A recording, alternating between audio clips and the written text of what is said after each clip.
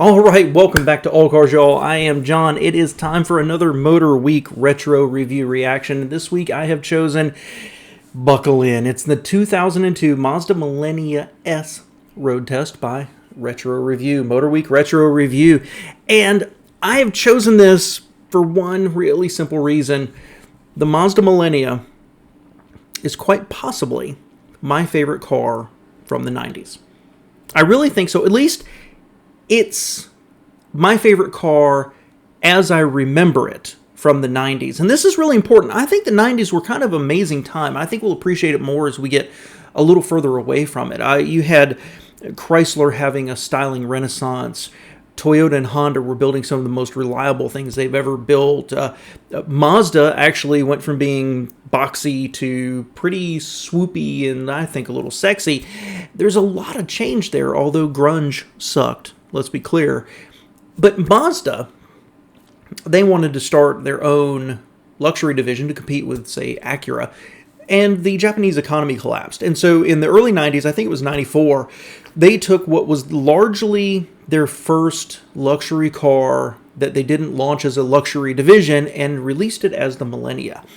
And in the later 90s, I had a chance to drive multiple of these. I've driven the base level engine, the Miller cycle engine, and I loved the car. And I talk on this channel a lot about the different cars I was exposed to over years that moved me away from American and made me appreciate what the Japanese were doing. And the Millenia was one of the big ones. It was a moment with a Civic. It was a moment with a Protege. And it was a moment with the Millenia. And at the time, me and my first wife, we couldn't really swing it financially. It didn't make sense to buy something this nice when we just needed basic transportation. But I loved the Millenia. I absolutely adored it, and I loved it. So I'm super excited to watch this one and see if it's nearly as good as I remember it through these 25-year-old rose-colored glasses. So as always, sit down in your comfy chair, grab your beverage of choice, and let's take a little trip down memory lane.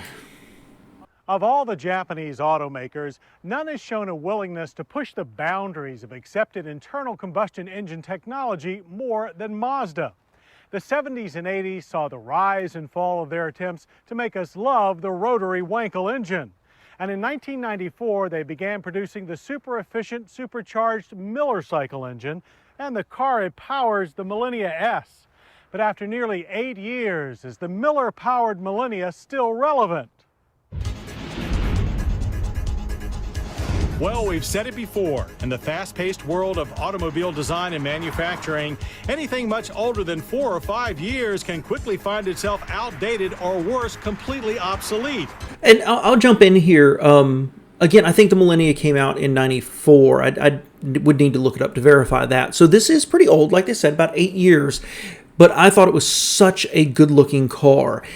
Maybe not revolutionary, right? It didn't push the boundaries too far beyond what the Japanese were willing to explore.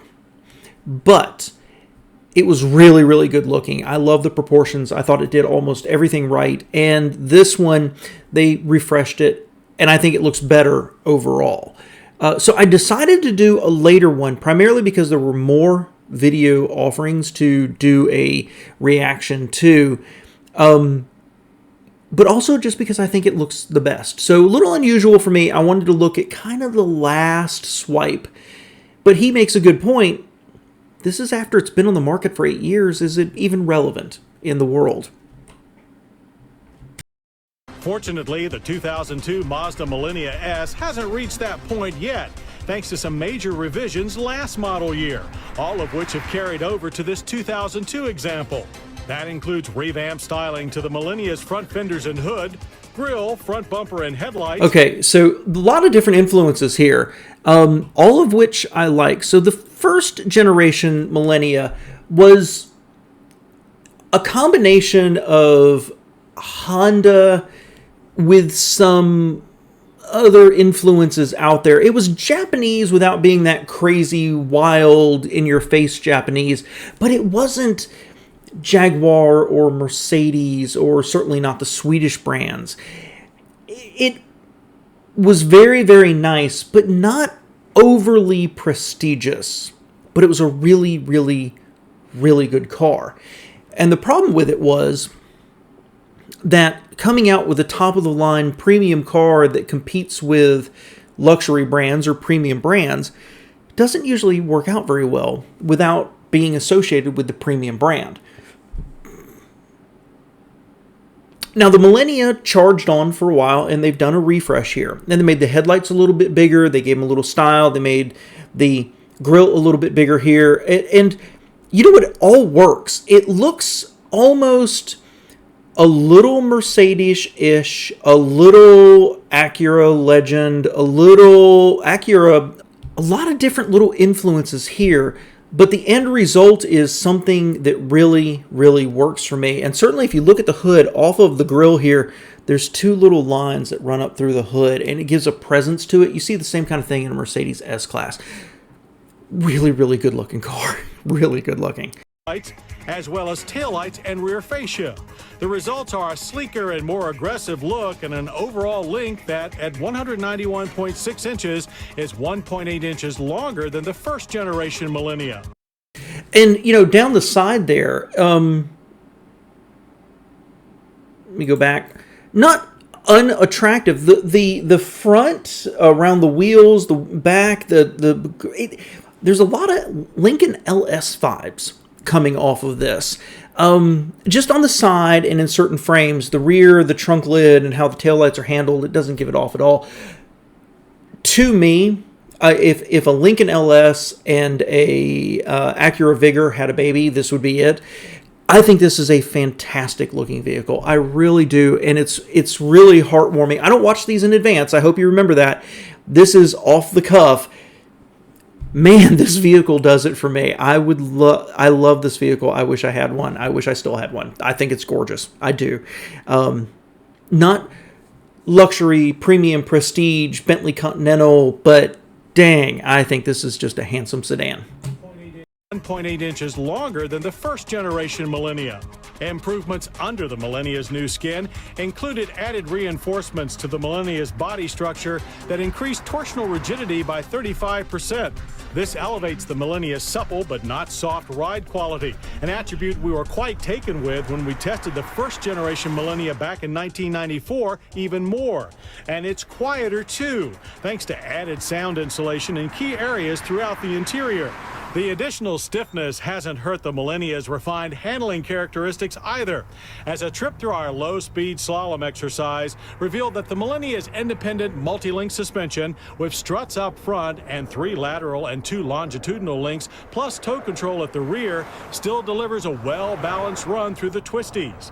Side-to-side transitions feel natural and under control, with the expected amount of front drive understeer evident on turning. I'll tell you what, you know, there's an old saying. I'm not a racer, I know that, but there's an old saying I remember hearing that, you know, when you're racing well, it looks slow because everything's just so smooth, right? How many of these tests have we watched together through the slalom, where the car is dipping and diving and rolling, and that looked unbelievably boring, which tells me it was completely controlled. That was kind of impressive, actually. And should you choose to test the limits, a little step out at the rear when pushed. The new larger brake rotors in the front, up from 10.8 inches to 11.7, coupled with ABS braking and electronic brake force distribution, do a reasonable job of keeping you well within the limits when it comes to stopping. We managed stops from 60 and a fine average of 120 feet. But our drivers noted there was some minor wheel lockup before the ABS kicked in and excessive noise and vibration once it did. Okay, glad I stopped it here. Braking, good. Can't say much about it. I want to be fair. I do say on these reaction videos, I am super biased towards this car, guys, that 115 is like the magic number. 120, that's not bad. And no drama. And it's interesting, they say that the ABS, almost a little bit of lockup before it actually activates. I like that. Still, to me, feels like still Mazda's a little bit of that driver car. I want to hear what they say about the interior, but I'm going to give you my first impressions of it before they say anything. Wow. I loved this interior. I don't care what Lexus was doing, what Acura was doing, what Infiniti was stumbling through. This interior did it for me. When this was out, I loved it. It's a little cut up. You look at this little corner right here. Luckily, they used two different shades, which I love. Beige interior, light and bright, airy, which I love. I talk about it all the time on the channel. But you look at this lower corner right here above the vent, little dust collector right there. A lot of cutout lines around where the airbag is, but an absolutely gorgeous interior. It was so impressive in person. The only other car I've ever driven that when I sat in it, I was like, wow, was a Mercedes E-Class, and that was somewhere in the late 2000s, as I recall. Let's see what they say about it. Inside the Millenia, changes made in 2001 also all carry over to our 2002 model. These include a two-tone interior treatment with improved switch placement and interior lighting. Leather upholstery remains standard.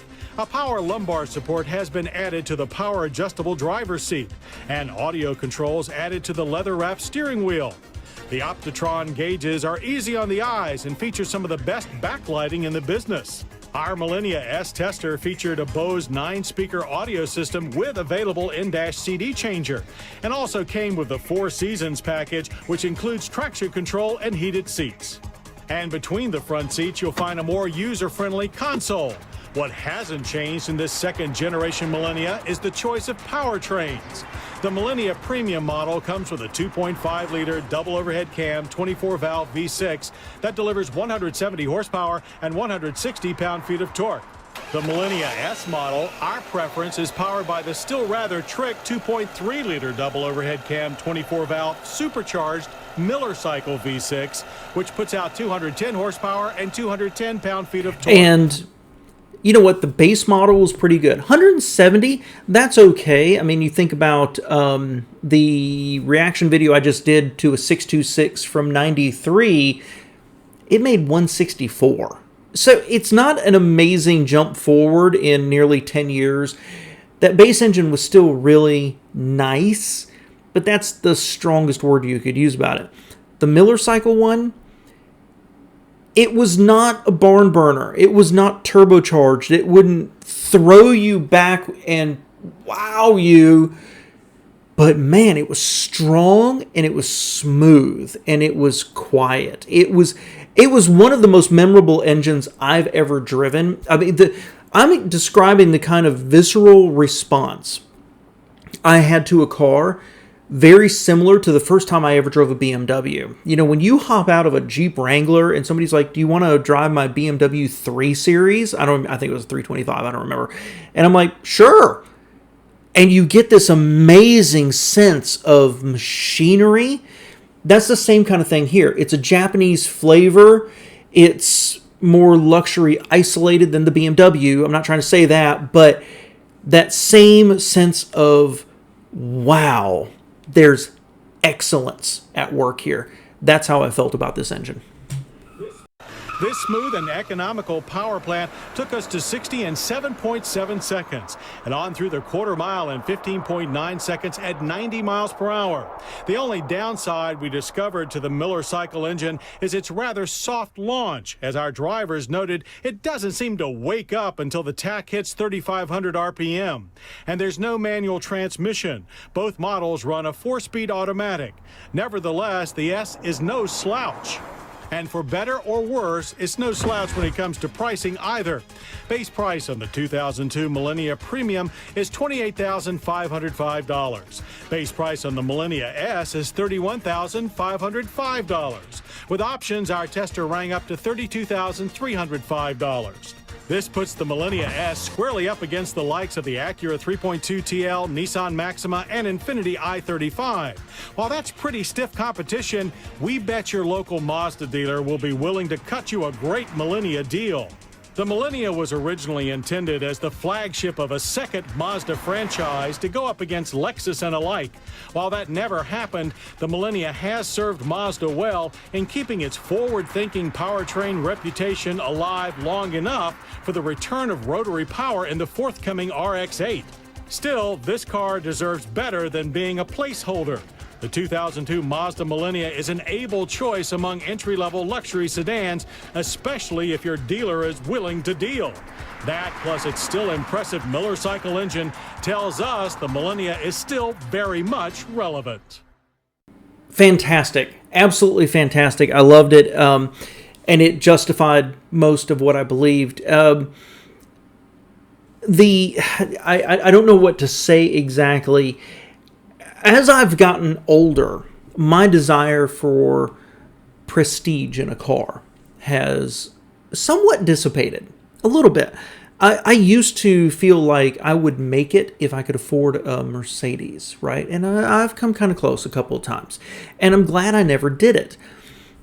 Yeah, that you get a better dealer experience, you get longer warranties, you get treated a little bit better, but in the years, certainly in the past 10 to 15 years, and certainly as I've done this channel and done these reviews, I've realized that, Acura is premium, but not BMW, Mercedes, right? And, there's some Acuras I'd really like. But then things like that Diamante came out, and it wows me. And this is one of those cars.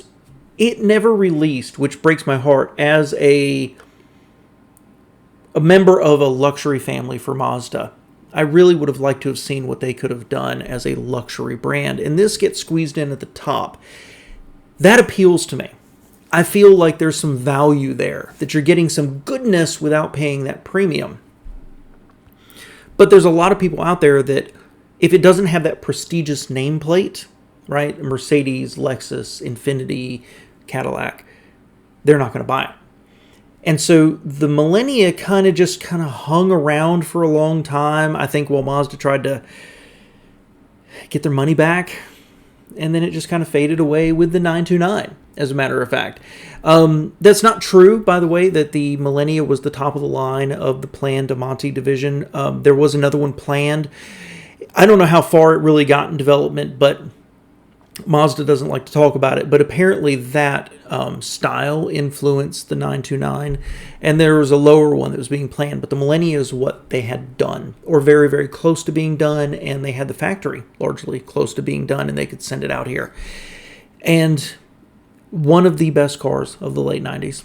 I truly, truly believe that. There's a lot of other good ones. I'm not saying that. I'm not saying it is dominant over everything, but in terms of the one that wasn't snobby BMW, it wasn't Infiniti, it wasn't an Acura, it was something different. It looked good, it handled good, it rode good, it was unbelievably comfortable, it was well equipped. The base engine was, let's face it, top of the line Honda Accord, top of the line Toyota Camry. It didn't feel special, but the Miller cycle engine, it felt special. This is a car I very, very deeply care about. I've looked a few times in my life for a used one. Last time I looked, there was nothing anywhere. They just didn't sell a lot of these, and I don't want to beat up one. And thanks for being here, man. I don't know what else to say. I love this car. This is a great trip down memory lane for me. This one means a lot to me because I love this car. I think it's gorgeous, and I absolutely am kicking myself that I never owned one. Thanks for being here, guys.